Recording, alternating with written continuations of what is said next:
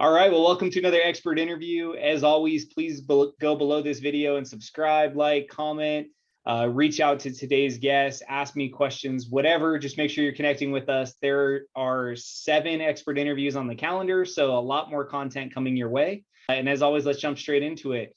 Today's guest, Mr. Christopher, why don't you introduce yourself? Tell us who you are and what you do. Hey, everybody. My name is Christopher J. Wesley. I am the Chief Expressionist Officer for Artistic Agenda. And my goal is to unveil wounds and express healing. I do this through fine art, through fiction writing, and through music. I love it, man. So I met Christopher down in Pasadena at an awesome event, and when he started telling me what he's doing in his story, I had to meet with him more. I think that your mission and vision and values are very well aligned, and I think that you're doing awesome work. So I always like to ask about trends, and I know that you cover a couple different sectors, but when it comes to the kind of mental health journey space, what do you see trending, or what are some hot conversations? I think the hottest conversation right now, everyone is asking, what is your why? And I feel that because of everyone being asked this, there's a lot of people covering this topic, but not doing it in a very effective way. Love it. So let's dive into that. And I guess we'll lay the foundation with how I guide people through that question, because I think that it's a super relevant conversation, because if we don't know where we're coming from and or where we're going, I think both are critical, then it's kind of hard, right? We end up kind of on that hamster wheel or whatever reference you want to use. So typically when I'm guiding people through the process, it's a personal to professional conversation, right? Does your personal goals align with your professional job, industry, sector? So it's very tangible, but your perspective is different, and I really resonated with it. So why don't you guide us through your approach to understanding your why? So my approach to helping people find their why is pulling all of the information from the individual's stories. So your stories. We hear all the time that we are hardwired for story. We learn best when we can apply what we're learning to stories. Well, that applies to finding our why too, and most importantly, understanding the context of our why within our lives. Love it. So where do you start? What's step one? I know, plug here, right? You've got an online course, you have workshops, you've got a lot of content on this. Where does someone start this process? What's the thing or exercise they should do? It begins with, okay, so backtrack real quick. So I am an award-winning fiction writer, and I use the principles of fiction writing to help uncover your why. And so it begins with the inciting incident, what some would call the wound. And that is actually common. Most people saying, find your why. This is where you begin. The issue is, this is also where most people stop. My process begins with that, but then immediately takes you from your darkest moment, your wound, to your lightest moment. Because somewhere in your life is a story that taught you something different about the world. And in many cases, when you put the context of that brightest moment and contrast it with what your wound taught you about the world, you start to understand that that wound told you some lies. And your brilliance, there's something in that brightest moment that makes you a genius in how to heal that wound. There's so much there. there's so much. So let's go to that kind of finding a wound moment, right? Or kind of digging back in. Well, where do I start? Like, what's that moment look or feel like, or how many of those moments are there? Like where do I go for that? So it's going to be different for everyone. And I do want to caution that depending on what you've suffered through in life, my course is not therapy, and it would never take the place of therapy. So if your wound is so significant that it can lead you towards depression, that it can maybe encourage suicidal thoughts, do not go there. You don't have to go necessarily to your darkest moment. You can pick a wound, something, just something significant that isn't the most life-changing thing. Like, say you were on a baseball team and you were close to winning a championship, but you struck out. It could be something like that. It could be a car crash. It could be not getting that A on a test that you wanted. You can begin with honestly anything. The course that I'm teaching is a repeatable framework. Love it. So let's use a practical example for a lot of people listening. So say I had a business failure, which would be my wound, right? Like there's definitely trauma surrounding some sort of failed business venture, right? Yes. So I identify that moment of, hey, this business venture failed. What do I do with that moment? What am I trying to find as I'm reliving that or thinking through it? What are there a couple key identifiers that I'm trying to take away? Yeah, you're trying to, one, understand what did it teach you about the world. You want to understand what is it that it made you feel that you were lacking. And that could be anything from love, acceptance, achievement, just understanding those things. And I ask my students to actually write this stuff down, whether you type it out, handwrite it out, or just record it, because you want a record of this. And so you begin with that. Love it. So I've got my list now, and I go through and I identify, maybe there was some partnership, relational issues, maybe there were industry timing issues, maybe there were money issues. All those things are very real, yeah, and transferable in other areas as well. So I have that list. So now you said we got to go to a shining moment, right? Or something that's more positive. So maybe that's, in contrast to that, that's a success in business, right? A day that I crushed something, or a project that successfully launched. When I switch to the success or the highlight, what am I looking for there? The exact opposite. You're looking for, well, what did this success teach you about the world? So whether it's, say, your first sale, or like you said, maybe 1 week or 1 month, you just absolutely crushed it. What did that teach you? What were the things about that made you feel fulfilled? And what exactly were those things that fulfilled you?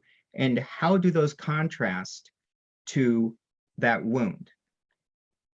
Especially, what did your brightest moment turn into a lie that your wound taught you? Love it. So if we had kind of those three things I talked about, if we had, money as a negative because we didn't have enough or a lack, but then in the positive moment, we proved to ourselves that there is value and worth and you can generate revenue or income. So that, there's obviously a comparison there and a huge mindset shift. We've got the relational, which I know everybody struggles with, especially if you've been in business, right? Not all partnerships work. So right, there can be trauma from that where you're scared of having trusting relationships, but in order to have success in business, you're going to need trusting relationships, whether it's with a client, a vendor, an advisor, right? You're going to have to break down some barriers. So I could see that. So, okay. So I could definitely see that contrast. So if people want to go through this process, because I think this is something that you're probably not going to guide yourself through fully. Like, I think there's some cool tips already where you could definitely experience a quick contrast and really kind of check yourself. They can engage with you which ways? Like, how can they go through this process? So along with the course, there is the option to book a 1-hour strategy session with me. It's because it's such a personal thing. The course takes you through the framework, and there's still multiple steps after you've contrasted your bright moment or your healing versus your wound. But with the strategy session, we can go deeper into it and really start picking things apart. Because like you mentioned, with the relationships. So if you had a business, you had a partnership fail, well, maybe the day or week or month that you crushed it, what happened after that relationship had kind of fallen apart. Putting the context there well, maybe the failure in the business was not you. Maybe it was that partnership that you chose. And if you learn from that partnership, you can use that information to help you find better partners in the future. And the most important fact, survived it. If you survived that bad relationship and you know what to look out for in the future, you are actually better armed to go out and crush it in the future. Love it. So I've got to ask it, and I know you're pretty open to it last time we talked. What's your why? Like, we got into this in our first conversation and it was very moving. And if you're open to it, I'd love to hear kind of why you ended up here and why this is your journey. There was a time in my life, as my childhood was the kind of childhood that they turn into movies because it's just so tragic. And by the age of a teenager, I should have wound up either in jail or dead. Well, I latched onto music, and at the age of 14, I started playing electric guitar, and it was literally the first moment in my entire life that I felt there was the potential for me to have a future other than going out in the world and getting myself killed or killing someone else just because of continually putting myself in bad situations. And I failed. I failed to get the recording contract. I failed to have the massive worldwide success that I was hoping to have. And I had placed all of my worth in that idea. That resulted in me planning everything out and figuring out, at the time I was living with one of my sisters, figuring out her schedule, and I planned to commit suicide. I got to the part where I literally had the loaded gun to my head and had my finger inside the trigger guard.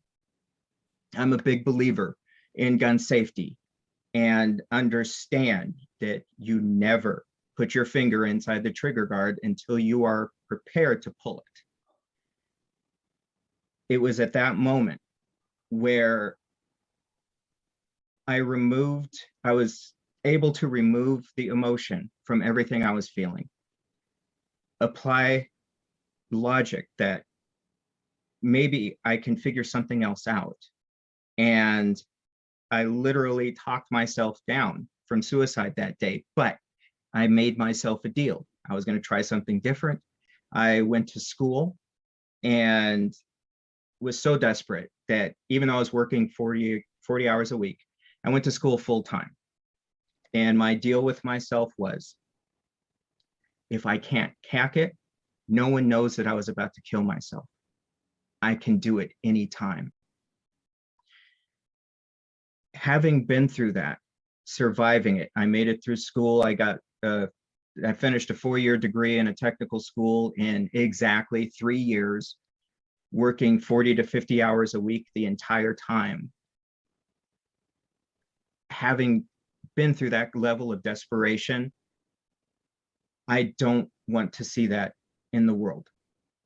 I want other people who may understand that sense of loss and, I don't know, absolute being devoid of self-worth, to understand that there are ways you can build your resilience. There are ways that you can find to hold on and take a better path for yourself and lead a life that you actually enjoy and love to live.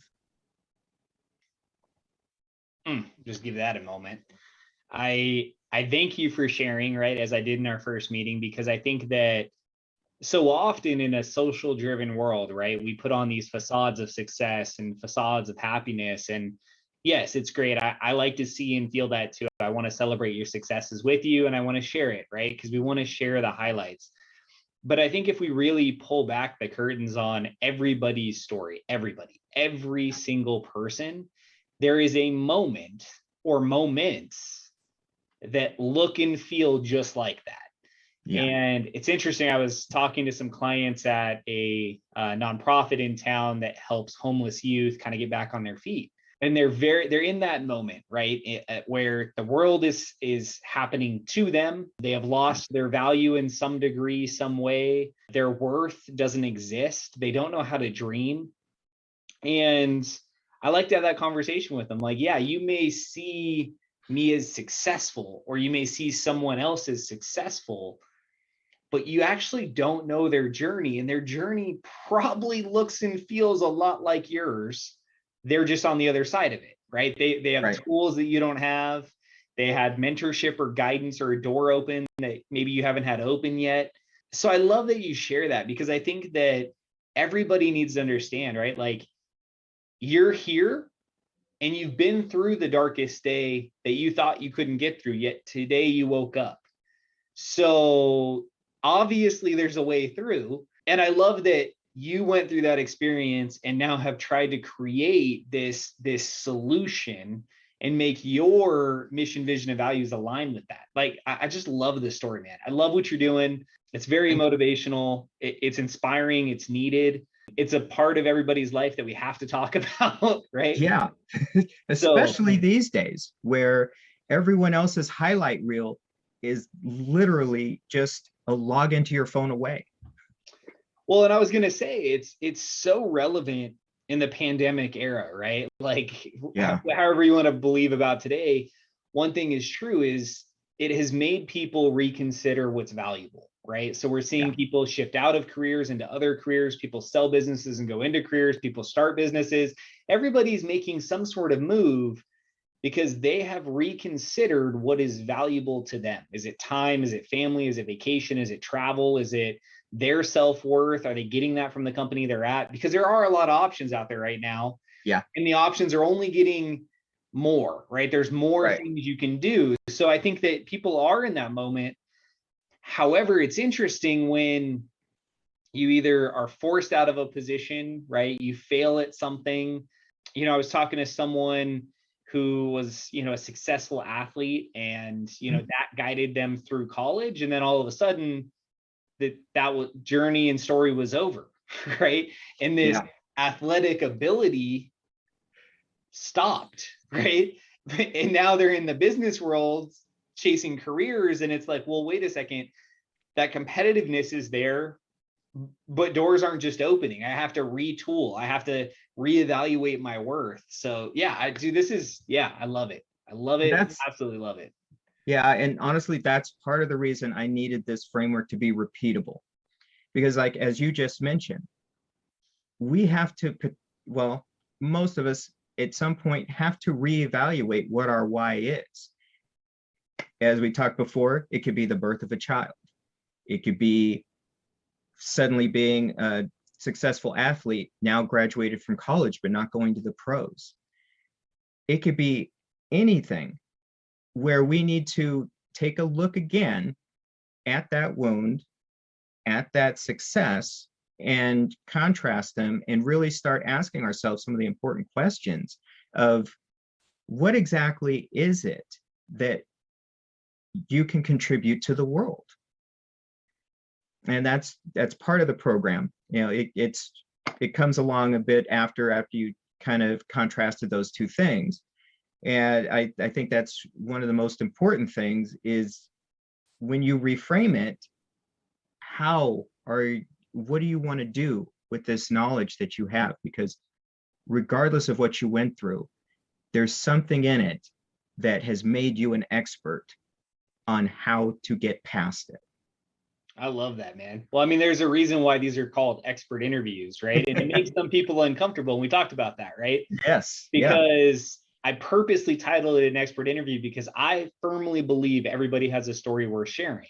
yes, And I think that your story is uniquely you, but you have learned lessons along the way that are valuable and transferable, right? yeah, Other people can learn from that and learn when to stop, go, pivot, jump to the left, jump to the right from something you experienced. So yes, I want to ask you, I know you have a mentor and a coach right now. You're working on yourself and your future. You're writing a book, you're creating art, you're doing awesome stuff.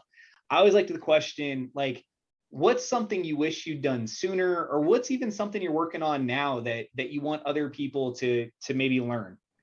honestly, there's nothing I would change about what got me here, only because all the different phases that I've been through, as I started with music and then went from that into writing and then finally fine art.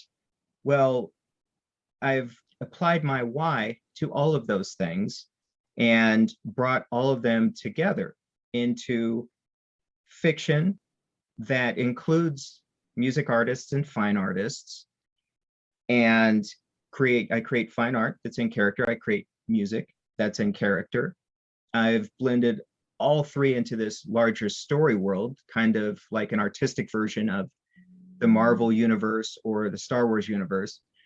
And without having gone through all those previous experiences, I wouldn't be able to put the level of depth into the stories that I'm writing, the level of pain that these people have to go through, and the types of things that they need to learn to, to build an emotional story. So yeah, I wouldn't change anything. What I would love most for people is, if you're into fiction writing, especially psychological thrillers, give my stuff a shot. And if you're into fine art, there's that as well. Music, I do pretty much every genre there is. So yeah, definitely look me up if you're into any of those, and definitely look up the course if you would like some deeper insights into your why. I love it. Well, I love that there's so much insight in your answer right there, right? Because it's interesting, something that's relatable, right? When I talk to people about careers, right, I love to put up the bullet point list of all the things I've done from work and business standpoint, because I think we all have like a bad memory of a job, right? Or a few of them, right? That are just like very relatable. Maybe it's that mid-level manager that was just like a horrific manager because they have a title but no management skills. Like there are these experiences we all have around jobs.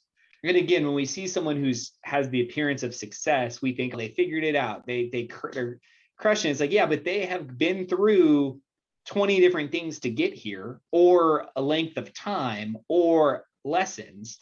And the reason they're successful, kind of to your point, is they have taken nuggets from all of those and figured out, how do I take these skills, things I've learned, and really push it into this thing that aligns with where I want to go. So I think that your answer has so much to it.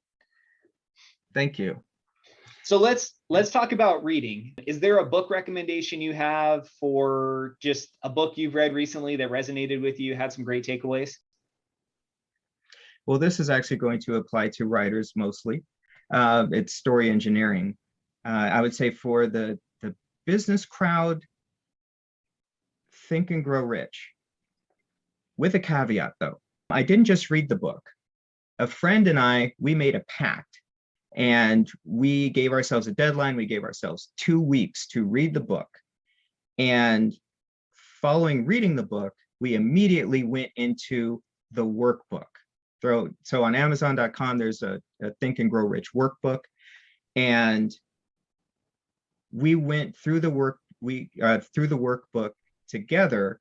We met once a week, and talked about, basically we went over how we filled out the workbook and what we were going through and all that stuff. And I highly recommend doing that with a partner, at least one partner, because I mean, literally in the second week, both of us had just a hellacious times. Like the first week, everything was great, and we just felt just awesome. Like, this is going to happen. Everything's going to be like just all sunshine and rainbows. Second week, everything the floor fell out from us. And I don't know what it was, but I do know being able to talk to someone that went through the exact same thing, their version of it, helped me keep on that journey. If I'd been doing it by myself, I don't know that I would have actually made it through the workbook. I certainly wouldn't have gotten all the insights that I did from it without having someone to bounce ideas off of and get another perspective on what I just completed the previous week. Great tip, man. Great takeaway. Awesome book. Phenomenal recommendation. But I love that you added the caveat of, I think if you guys are working on reading a marketing book, a self-improvement book, a self-development book, a business book, if you're working on a book that you were reading with the intention of learning from, I think doing it with someone else is amazing. So a good friend of mine reads a book with his team, right? Every week they read a certain amount of chapters, and at every weekly team meeting, they debrief the book as a team. And it's fascinating because everyone comes with a different perspective, especially in a team environment, right? Because you have a business owner, you have sales, you have office staff, everybody has different personalities, everyone's experiencing something different in their life, right? So you guys will read the same chapters and have phenomenally different takeaways. And I think that one, having that accountability to push yourself through, we all need it. We all need accountability. The world's full of distractions. And two, I love that you're talking about dialogue, right? Like, I love that you put yourself in a scenario where if it was a good experience, you could talk about it. If it was a bad experience, you could talk about it, because that's where it becomes real, right? That's where what you're reading becomes tangible, implementable, and you're going to remember it, right? You're going to remember, like, here's the skills I learned. So I think that's a great tip in all of this, is if you have the intention of reading a book to learn, do it with somebody. Most definitely. And to your point, it's not just different personalities and points of view, it's different strengths. Everybody brings their own expertise, their own strengths to it. And then you get the benefit of, through this dialogue, not just understanding it from the point of your own strengths, but from everyone else in the room. So good. And that's a teaser for masterminding. You guys should get in groups and learn from each other. If you're not in a group setting, whether that's with some awesome friends and you're getting together to drink a beer or coffee, or a structured mastermind, I think that, yeah, that's something you and I both value. And I think that there's a huge amount of just insight that comes from being around people who are on similar journeys, because at the end of the day, it's relatable, right? You can learn from their struggles, you can share the successes, you can help each other, you can support each other. And to be honest, you're going to form some amazing friendships in those moments, because that's what really builds friendships, right? Yes. And I know it's some of the conversations I've had with entrepreneurs, they have literally told me that they don't have time to meet with these mastermind groups. Well, it's the exact opposite. Being part of a mastermind group is actually a shortcut, because I have picked up things, I've learned things in mastermind groups that have literally shaved months, if not years, off of my journey towards certain successes that I was after. I love that. And I think that you're right. I think that we are a busy society, right? There's this pride in being busy, and the busy is not always intentional. Sometimes it's just busy, right? Like, you work more hours, cool, right? But I think that the masterminding, the strategy, the learning, the books, all these things tool you up so that you can shorten the path to wherever you're trying to go. I just saw a quote this morning on the whole Elon Musk thing that said, hey, his goal is, how do you get 10 years of progress done in 6 months? And even if you fall short in 6 months, you're well ahead of where you would have been. And that mindset's resonating with me right now as we're launching a company, because it makes me think about, like, well, are we thinking big enough? Are we thinking far enough into the future? Am I thinking about what's possible? Am I not limiting myself in where we're going? And I love that idea of, like, stretching and then having the support circle around you that's going to, one, hold you accountable, and two, tool you up to get there. Yes, it makes a huge, huge difference. Love it, man. Well, I want to respect your time, so we're right towards the end. Again, reminder to everybody, like and subscribe. Links to Christopher's stuff will be below the video on all the social platforms. I'll tag him on the platforms he's on so you guys can connect. I know he's open to connecting. That's how we met. So make sure you guys hop on a Zoom with him. If you're down in Southern California, connect with him. Christopher, any last words of wisdom or anything you want to share? Yeah, as you're going through your journey, just remember that every time you stumble, that is something that, if you own it, you can actually bank in the future and not make that same mistake again, and maybe even teach it to others so that they don't make the same mistake themselves. Yes. And with that, we're signing off. Christopher, thank you for your time, sir. I appreciate you, and I appreciate your openness. Thank you. Have an amazing rest of the day.